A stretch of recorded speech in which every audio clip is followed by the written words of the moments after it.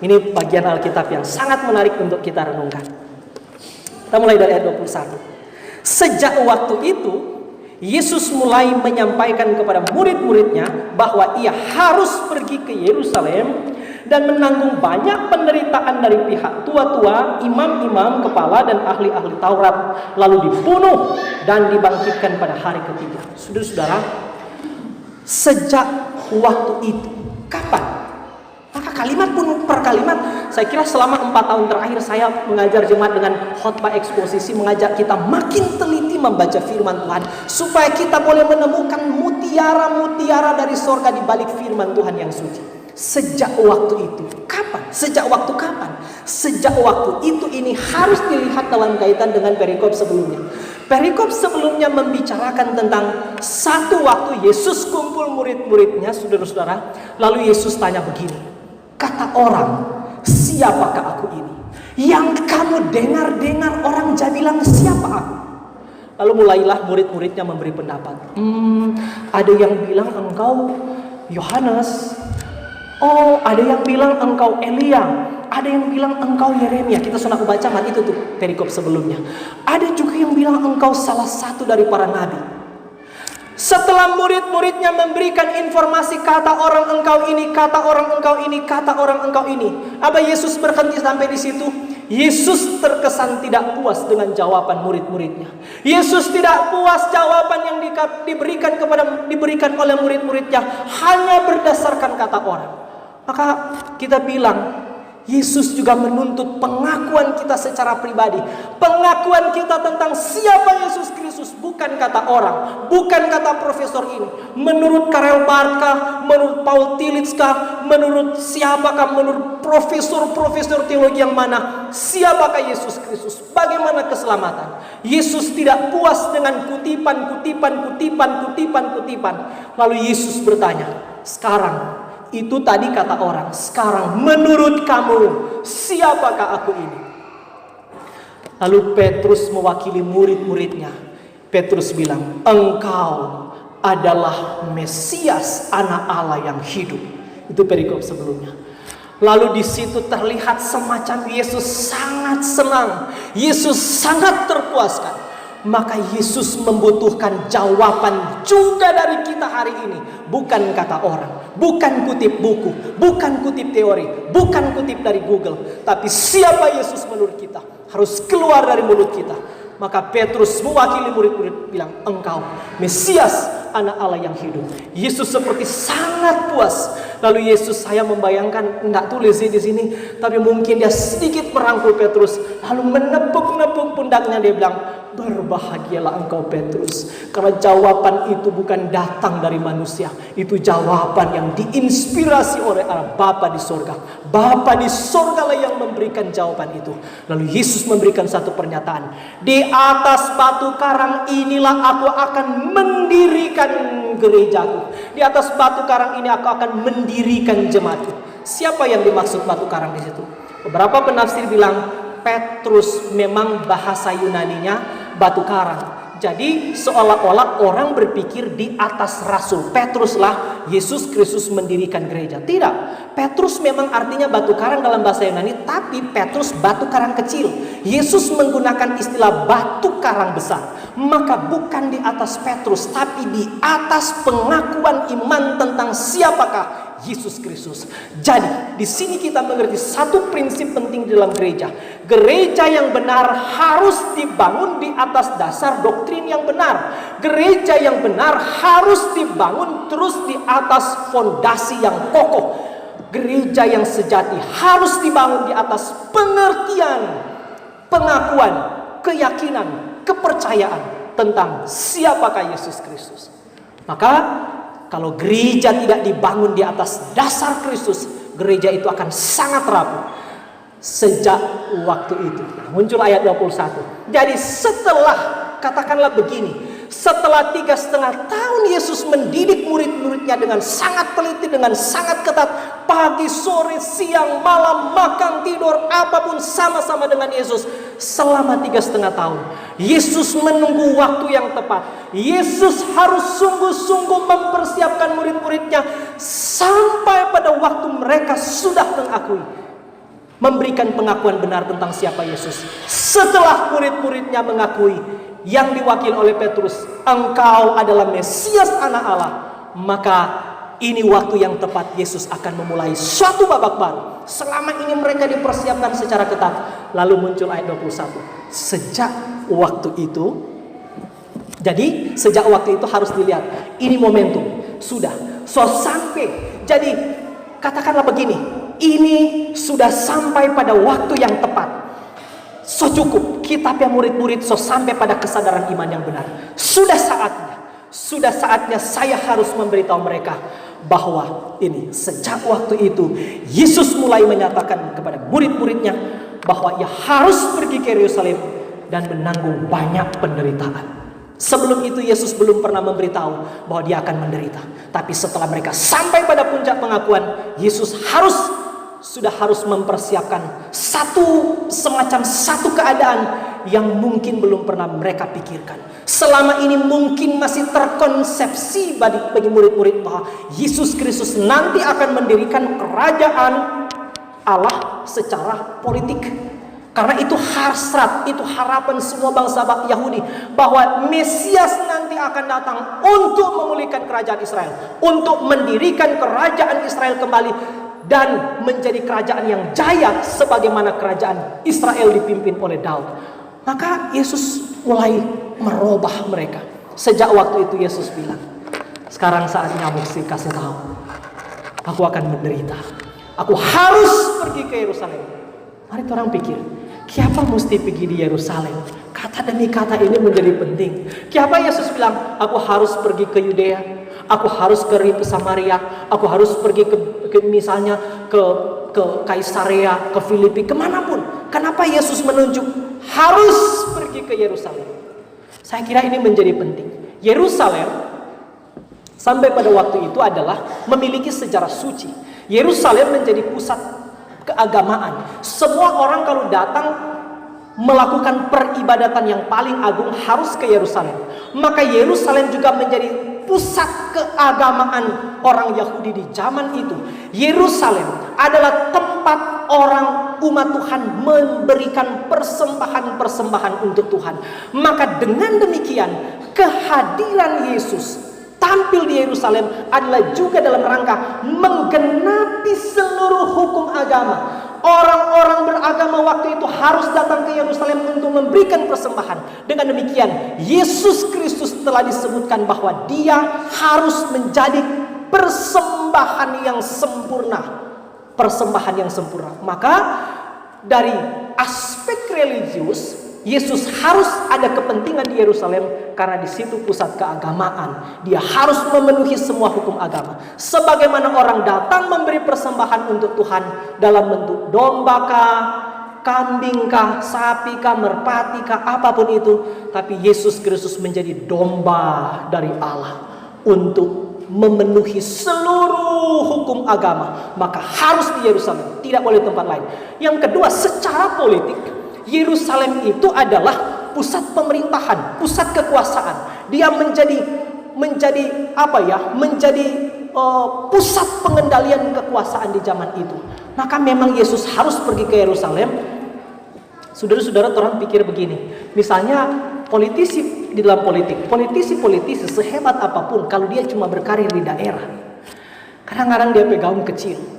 Maka supaya dia boleh menggerakkan lebih banyak massa, dia boleh mempengaruhi peradaban, dia harus pergi ke puncak-puncak pemerintahan.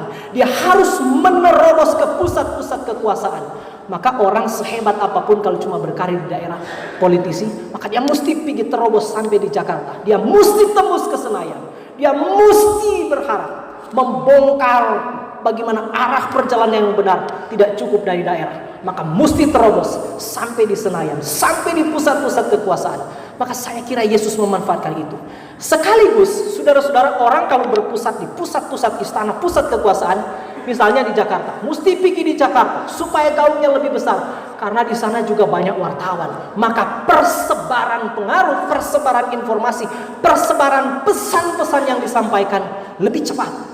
Maka memang Yerusalem menjadi pusat yang sangat penting. Yang berikut adalah Kemudian hari baru kita tahu, memang misalnya ketika kita membaca Kisah Rasul 1 ayat 8, Yesus Kristus bilang, karena pemberitaan Injil ke seluruh dunia harus dimulai dari Yerusalem. Di Yerusalem Yesus akan mati, Yesus akan disiksa, Yesus akan mengalami kesulitan-kesulitan yang besar, dia mati.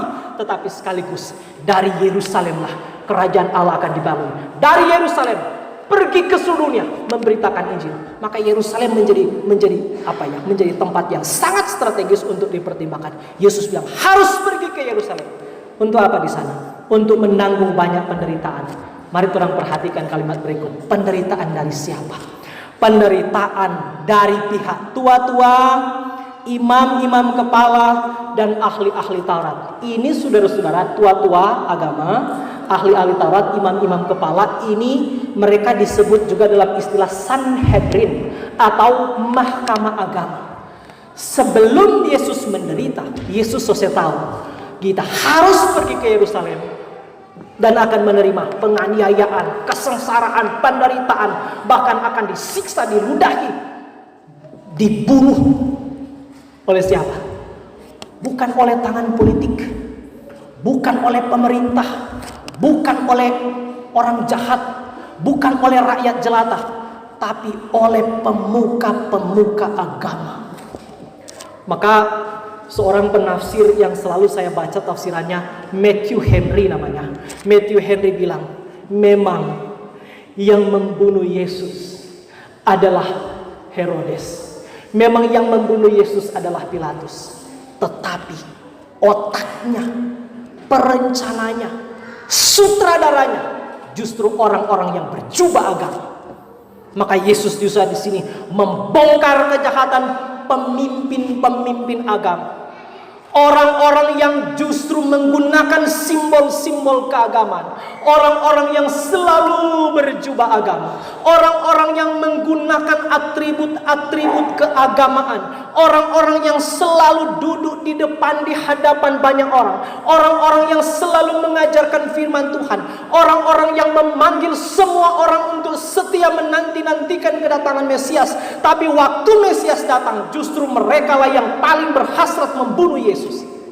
Yesus selesai tahu lebih dulu. Sehingga kematian Yesus atau sengsara penderitaan dan kematian Yesus tidak terjadi secara kebetulan, tetapi memang sudah direncanakan oleh Allah sebelumnya dari kekekalan. Sudah disepakati antara Allah Bapa dan Allah Anak.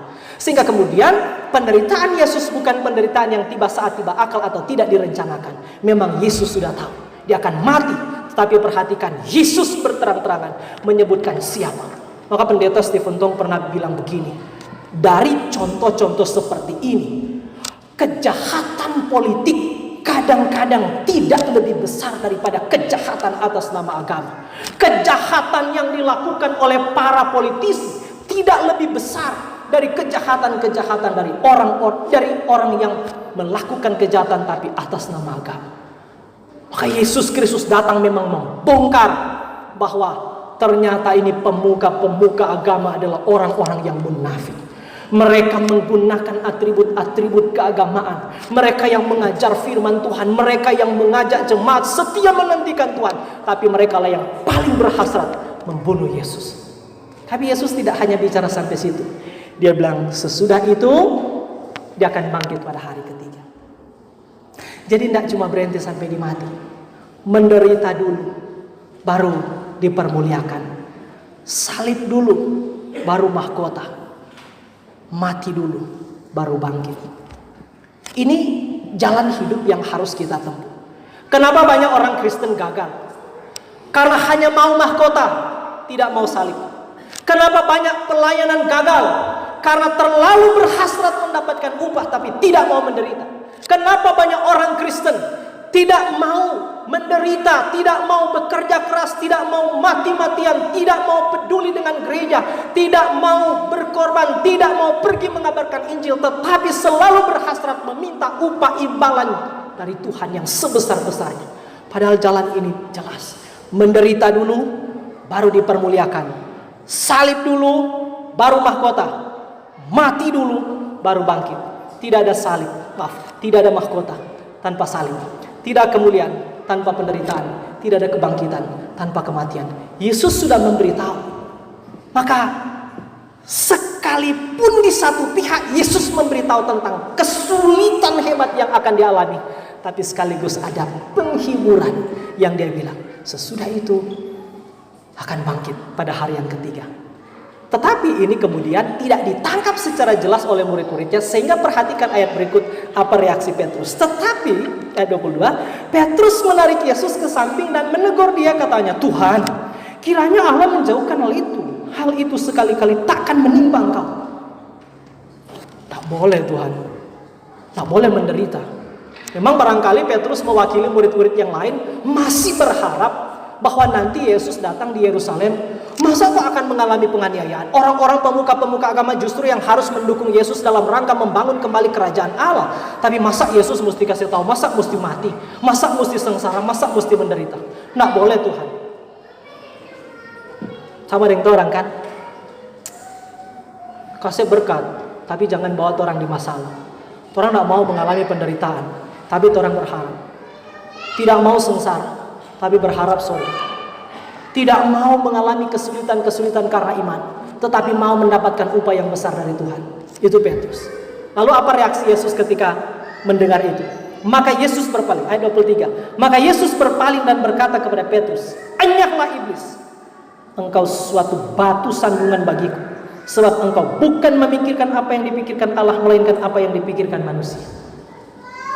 Yesus marah, enyahlah iblis. Siapa Pak Petrus bilang, siapa Yesus nggak bilang enyahlah Petrus, tapi dia bilang enyahlah iblis. Karena Yesus tahu sangat mungkin murid-murid Yesus disusupi oleh iblis untuk menggagalkan rencana Yesus, rencana penyelamatan, rencana Allah, rencana kekal Allah untuk mengerjakan keselamatan. Iblis berusaha menghalang-halangi, termasuk menggunakan orang-orang terdekat dengan Yesus. Maka di sini orang belajar dari Alkitab juga ada satu prinsip yang orang belajar. Kadang-kadang iblis menggunakan orang-orang terdekat dengan kita untuk menghancurkan rencana Allah dalam hidup kita.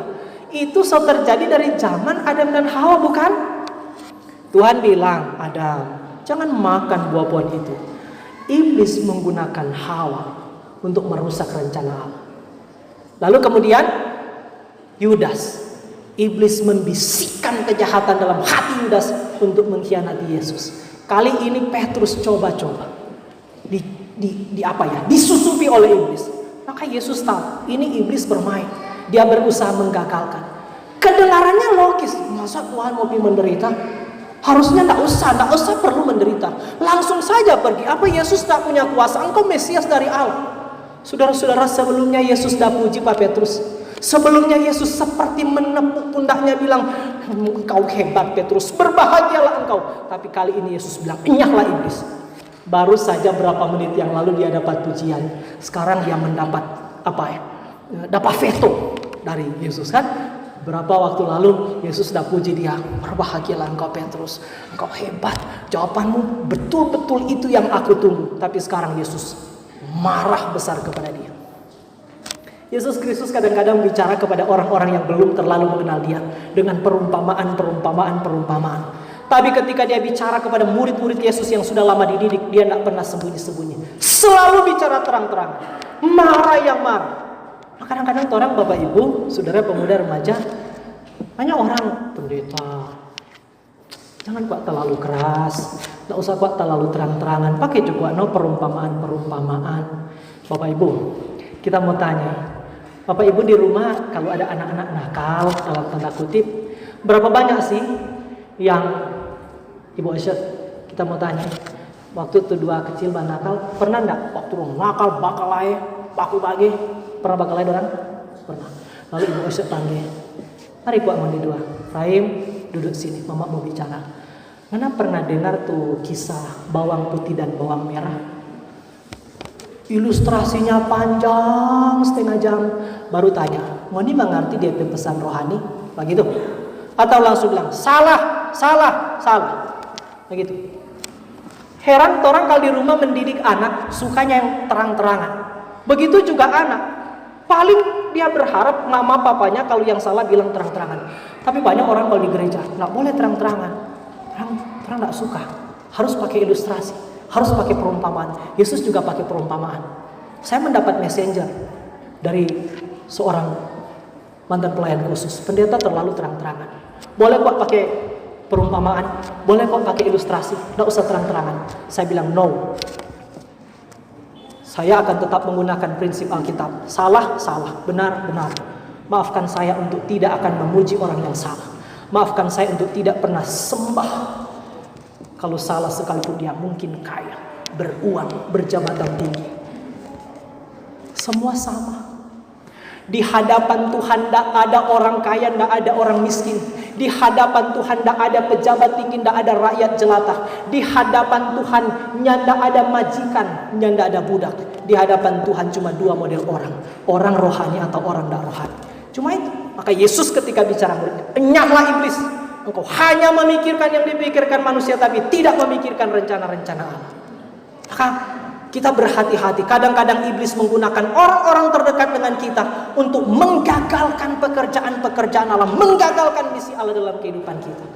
Ketika ada orang berusaha untuk kembali bertobat, ketika ada orang berusaha mati-matian untuk kembali kepada Tuhan, kadang-kadang dia petang menggoda. Yang mana sales tuci jungana kemarin ngana masih dapat minum dengan orang ngana tahu-tahu ngana sudah cukup pura-pura, enggak usah. Akhirnya dia malu lagi yoga. Akhirnya mantap lagi. Nah, selalu ada begitu. Selalu ada cara iblis untuk menggagalkan kita, untuk membangun prinsip-prinsip yang Allah kehendaki dalam hidup kita. Lalu ayat 24. Lalu Yesus berkata kepada murid-muridnya, setiap orang yang mau mengikut aku, ya harus menyangkal dirinya, memikul salibnya dan mengikut aku. Saudara-saudara, ayat ini dari kita seingatan kita, dari rumah ke rumah banyak kali kita naik turun rumah untuk pelayanan ulang tahun. Salah satu ayat favorit yang selalu kita baca ini ayat. Maka ini kurang mengulang. Ada kita petamang yang sangat kritis membaca Alkitab, mar tidak terlalu kritis. Dia bilang begini, Hami, coba ngana baca Bible itu ayat 24. Yesus berkata kepada murid-muridnya, setiap orang yang mau mengikut aku, ia harus menyangkal dirinya, memikul salibnya dan mengikut aku. Dia tanya Pak kita, Analias itu Hami, berapa kali kata mengikut muncul? Kita bilang 2 kali. Jadi dia bilang, orang selama ini tahu syarat mengikut Yesus mesti 3. Syarat mengikut Yesus, menyangkal diri, memikul salib, mengikut aku.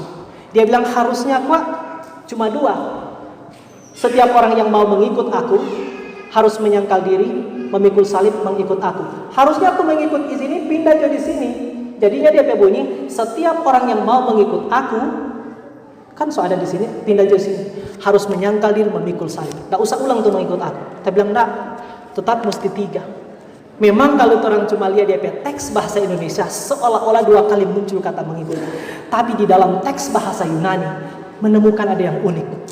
Yesus ternyata menggunakan 2 istilah yang berbeda. Istilah itu memang kalau diterjemahkan ke dalam bahasa Indonesia tetap artinya mengikut. Tetapi di dalam kita pernah kasih jelaskan di dalam tradisi saya orang Tombolo ada istilah yang boleh menolong kita. Mungkin ada yang sama kok di sini. Misalnya begini, Pak Mama atau Bapak tanya, Toleh, kok kumiit? Kumiit bahasa Tombolo mungkin sama sini. Kumiit artinya ikut, kumiit. Waktu Mama tanya, Toleh atau Nona, kok kumiit? Mengana mau ikut? Anak tanya, mau pi mana Soma? 1. Mau pi di warung, marmak beli akang Marmak kalau kita capek dukung macam-macam dia pesaran. Jadi kumiit itu adalah suatu tindakan yang disadari tetapi kadang-kadang disertai dengan permintaan imbalan. Ada kasus lain. Kalau orang Tombolo biasa, kalau ini mama dia pergi di kamar muka, dia anak ikut, dia anak pegang terus dia daster, biasa anak-anak kecil lah. Dia pegang terus dia pedastar. Dia ikut kamar muka, dia ikut. Pergi kamar belakang, dia ikut. Dia tidak pernah lepas. Dia pergi kamar mandi, dia ikut. Dia pergi basamu di halaman, dia ikut. Pergi di belakang, dia ikut. Sekali waktu itu anak jatuh, tak sontong di batu, dia pergi kaki, dia jatuh. Tetapi ya berdiri, dia ikut lagi. Tapi waktu jatuh kadang-kadang mama bilang begini, orang Tombolo, itu kok mengipu-ngipus. Nah, mengipu-ngipus di dalam bahasa Tombolo dia arti juga mengikut. Jadi satu kumiit, satu mengipu-ngipus. Apa beda? Kalau orang Tombolo pemahaman begini, kalau kumiit itu suatu tindakan yang disadari dan disengaja, tapi kadang-kadang disertai dengan permintaan imbalan. Minta ini, minta itu, minta sana, minta sini, minta polok, minta dukung. Tapi kalau mengipu-ngipus, suatu tindakan yang dilakukan, tetapi tidak pernah berharap ada imbalan, ada belas kasihan. Itu yang dimaksud dengan mengipu-ngipus. Sehingga anak itu tahu, biar jo kita tidak dapat apa-apa, yang penting ikut terus mama, karena cuma ikut mama kita aman. Saudara-saudara yang tidak ada anak suka begini. Misalnya anak sebesaran Garuda, misalnya mama bilang, Garuda, mama dan papa mau pergi di Manado 3 hari ya. Napa nganape makan, napa nape minum, napa nganape snack, kalau ngana mau baganti, napa tuh baju, mama mau kunci semua ini, mau slot semua ini, jendela, pintu, kamar, mana ndak boleh keluar. Kalau ngana pergi WC, pergi di dalam WC. Coba so tahu sendiri. Jangan keluar. Makan, minum, kalau semalam pasang lampu. Ini umuran sebesar dia. Itu satu. Semua disediakan. Kalau ngana baunin apa? Cuma dia sendiri. Atau dia mau pilih mana? Itu atau begini. Ngana mau ikut mama, mardak mau dapat apa-apa. Kita yakin anak itu bilang, biar dia tak dapat apa-apa, yang penting tak ikut mama. Itu tuh mengipu-ngipus. Maka kalau boleh ditransfer ke dalam Alkitab, Yesus seolah-olah mau bilang begini. Setiap orang yang mau kumiitnyaku, dia harus menyangkal diri, harus memikul salib, dan harus mengipu-ngipusnya aku. Boleh mengerti? Kita sudah tahu mau sederhanakan bagaimana. Tapi kira-kira Yesus bilang begitu. Setiap orang yang mau kumiitnya aku harus menyangkal diri, harus memikul salib, dan harus mengipu-ngipusnya aku. Jadi Yesus pakai dua istilah ini. Yesus nyendak ulang tuh kata kumiit. Misalnya setiap orang yang mau kumiitnya aku harus menyangkal diri, memikul salib, dan kumiitnya aku lagi. Atau Yesus juga nyendak menggunakan setiap orang yang mau mengipu-ngipusnya aku harus menyangkal diri, memikul salib, dan mengipu-ngipusnya aku. Dua kalimat ini penting, dua kata ini penting. Yesus tahu orang bisa saja mengikuti Yesus karena kepentingan material. Orang bisa saja mengikuti Yesus karena iming-iming yang sesungguhnya tidak Tuhan kehendaki. Maka itu dia mesti tambah, harus siap mengipu-ngipusnya, harus siap ikut kemanapun aku pergi. Karena cuma ikut kita boleh sampai di sorga, cuma ikut kita boleh dapat penebusan, cuma ikut kita boleh diperdamaikan dengan Allah, cuma ikut kita kamu akan kembali kepada kedudukanmu yang semula. Kalau tidak mau ikut kita, tidak mau dapat semua itu. Maka itu tuh mengipu-ngipus. Tetapi Yesus juga tahu, ketika kita mengikut Dia, tidak untuk selama-lamanya tentu kita menderita. Tentu Tuhan tahu kebutuhan kita. Tuhan tahu kita perlu makan, kita perlu minum, kita perlu pakaian, kita perlu kehidupan, kita perlu menyekolahkan anak-anak kita. Tuhan tahu semua itu. Karena itu dua-dua kata ini Yesus pakai. Jadi Yesus tidak cuma pakai kumiit supaya orang mengikut Dia bukan karena kepentingan pragmatis. Tapi juga Yesus tidak mau mengecewakan murid-muridnya dengan misalnya cuma menggunakan semua orang harus mengipu-ngipusnya. Dua-duanya Yesus pakai. Boleh mengerti? Kita sudah tahu mau sederhana bagaimana. Jadi mari kita makin hari makin mengkoreksi pemahaman kita, cara kita berpikir, termasuk motivasi kita mengikut Tuhan. Tuhan tahu. Sampai Tuhan bilang, kamu tahu tidak? Burung tidak menanam, burung tidak punya saldo di bank, burung tidak punya deposito. Mereka tidak simpan dalam lubung, tapi Tuhan pelihara mereka. Tuhan tidak biarkan mereka mati kelaparan. Kamu tahu tidak? Kamu lebih berharga dari burung-burung itu. Tapi kamu jangan hanya sibuk cari makan, sibuk cari uang, sibuk cari apapun yang kamu perlukan secara material. Semua itu dicari bangsa-bangsa yang tidak mengenal Allah, tapi kamu cari dulu kerajaan Allah. Yang lain-lain nanti Tuhan tambah. Jadi motivasinya pertama harus menyangkal diri. Apa arti menyangkal diri? Keakuanku ditaklukkan di bawah keakuan Tuhan. Maka semua hasrat kita, keinginan kita harus terus dicocok-cocokkan dengan keinginan Tuhan. Jadi bukan Tuhan yang harus menyesuaikan dengan kita, kitalah yang harus menyesuaikan dengan Tuhan. Bukan firman yang harus dicocokkan dengan kita, kitalah yang harus menyesuaikan dengan firman Tuhan. Menyangkal diri, menyesuaikan diri dengan Tuhan. Tidak lagi menjadikan diriku sebagai pemimpinku, tapi Tuhan memimpin diriku. menyangkal diri, memikul salib. Kapan Yesus memikul salib? Waktu dia sedang menuju Golgota. Maka Yesus mau supaya setiap orang yang mau mengikut aku harus siap menderita. Menderita karena taat, menderita karena benar, menderita karena iman, menderita karena percaya kepada Yesus Kristus. Tapi berapa banyak orang mengaku percaya Yesus Kristus tapi tidak mau menderita. Sambil percaya Yesus Kristus, sambil curang dalam bisnis, sambil percaya Yesus, sambil korupsi jadi pejabat, sambil percaya Yesus, sambil berzina, sambil percaya Yesus, sambil berjudi, sambil percaya Yesus, sambil melakukan kejahatan. Maka Yesus mau supaya motivasi kita dibenarkan. Cara hidup kita total harus siap menderita. Saudara-saudara, ketika kita hidup benar, mungkin sekali kita dibenci dunia. Kita ulang ya. Ketika kita memperjuangkan hal-hal benar, mungkin sekali kita menderita. Jadi, kalau kita belum pernah dibenci dunia, jangan-jangan kita belum pernah memperjuangkan hal-hal benar. Kita ulang. Ketika kita memperjuangkan hal-hal benar, mungkin sekali kita dibenci dunia. Jadi kalau kita belum pernah dibenci dunia, jangan-jangan kita belum pernah memperjuangkan hal-hal benar. Jadi tidak usah jadi orang Kristen, jangan bangga kalau engkau belum pernah dibenci dunia karena benar. Jangan-jangan selama ini kita selalu kompromi dengan kejahatan, kompromi dengan dosa, kompromi dengan penyelewengan. Yesus mau supaya setiap orang itu harus siap memikul salib. Yang ketiga, harus mengipu-ngipusnya aku. Lalu kalimat berikut. Ayat 26. Apa gunanya seorang memperoleh seluruh dunia tetapi kehilangan nyawanya, dan apakah yang dapat diberikannya sebagai ganti nyawanya? Yesus memberi tantangan. Untuk apa? Kamu mengumpulkan seluruh dunia menjadi milikmu, tapi kamu akan kehilangan nyawa. Nyawa kita, hidup kita lebih penting di hadapan Tuhan daripada segala sesuatu yang kita kumpulkan. Akhirnya semua yang kita cari, kita kumpul, kita rebut di dunia ini, satu waktu kita akan tinggalkan. Untuk apa? Orang sekaya apapun, tetap suatu kali waktu dia mati, dia tidak bawa DP kekayaan. Betul tak? Sekaya apapun, tetap mau dikubur, tolak di gereja jasa. Ya, tetap bagaimana kayanya, berhektar-hektar DP tanah, bermiliar-miliar DP uang, tetap datang dikubur, DP kubur cuma 1 kali 2. Ya boleh tambah besar sedikit. Biar berapa besar, biarlah dia punya pesawat pribadi, tetapi dikubur tolak pakai kereta jenazah.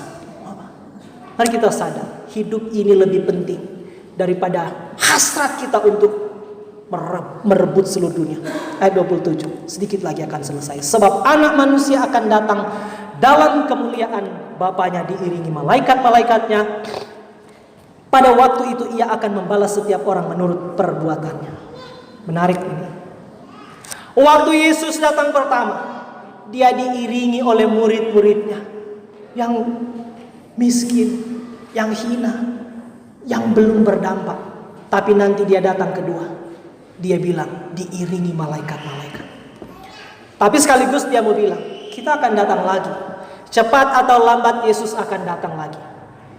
Tidak peduli berapa umur kita, tidak peduli berapa lama kita tinggal di dunia ini. Yang penting adalah apakah kita sudah siap menjemput, menerima kedatangan Kristus kembali. Sebab dia bilang anak manusia akan datang kembali, dan waktu dia datang, dia akan memberi upah kepada semua orang berdasarkan perbuatannya. Hati-hati membaca ini, jangan kira perbuatan kita yang menentukan kita masuk surga. Tidak, iman saja.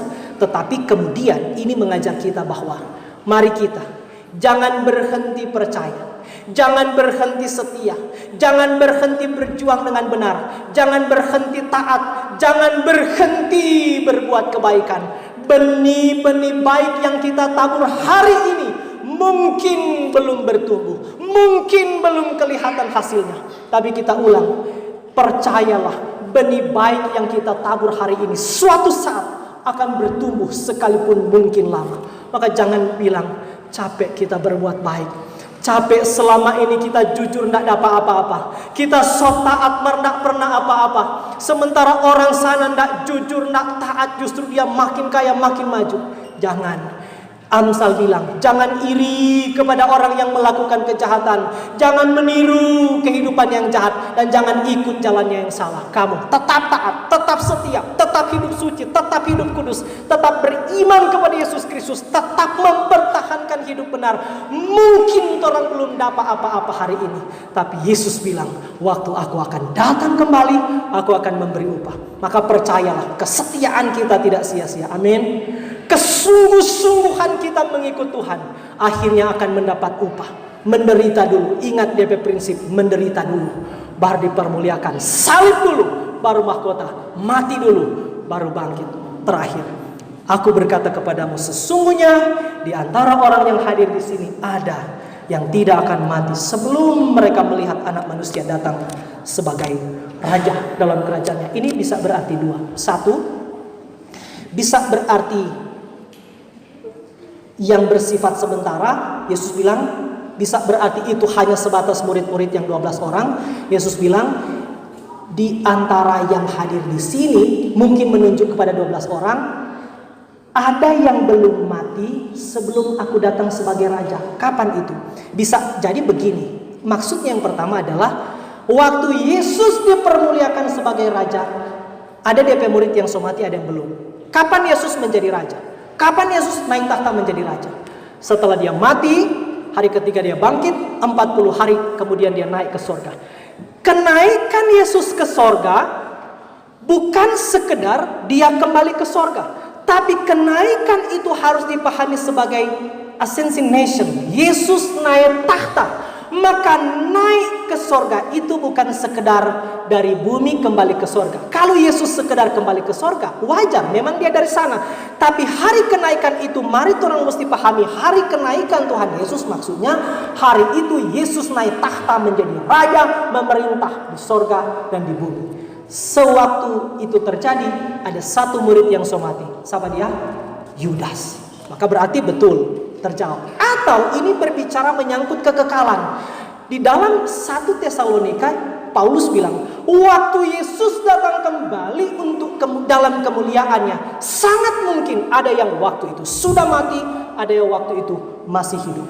Orang tidak tahu kapan Yesus mau datang. Tapi kalau dia datang sebentar malam, berarti ada yang sudah mati, ada yang masih hidup. Tapi percayalah, dia akan datang kembali dan semua kita baru sadar apa upah yang disediakan Tuhan bagi kita. Tapi percayalah, kita ulang kalimat tadi, orang-orang yang setia, orang-orang yang tetap beriman, orang-orang yang tetap hidup taat, orang-orang yang bahkan berani mengalami kesulitan, penderitaan, pergumulan yang hebat sebagai resiko karena iman.